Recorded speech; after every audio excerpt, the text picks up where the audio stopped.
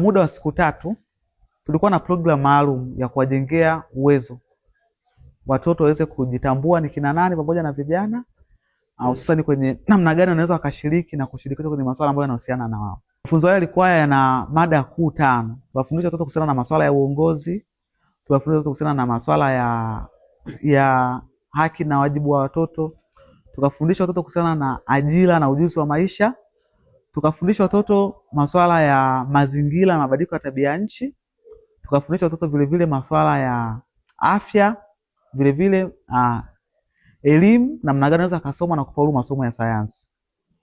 Kwa hiyo baada ya kuwapa mafunzo hayo, pia walikuwa na changamoto zao, ambapo sasa kwenye kila eneo tuliuliza wana changamoto zipi. Tunashukuru limegusa karibia kila eneo.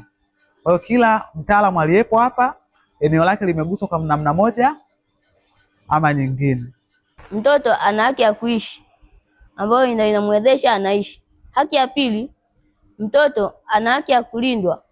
Hakuna haki bila wajibu na hakuna wajibu bila haki. Kuangalia nini maana ya wajibu. Wajibu ni jambo linalomlazimu mtu kutimiza kwa hiari. Kuangalia wajibu wa mtoto ni mambo ambayo mtoto lazima atimize kwa hiari. Kwanza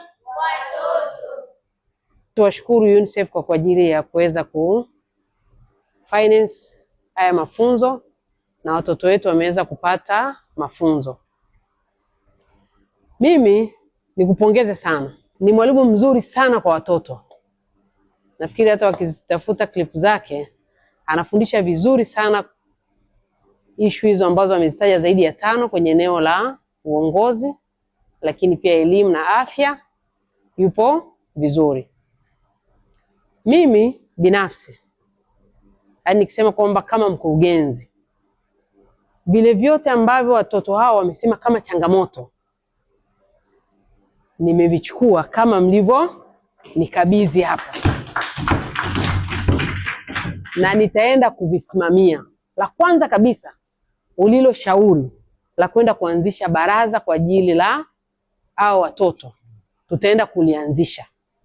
Na ndio maana leo siku ya mwisho kwamba baada ya kuongea na watoto wote mmeenda kuwaita nani?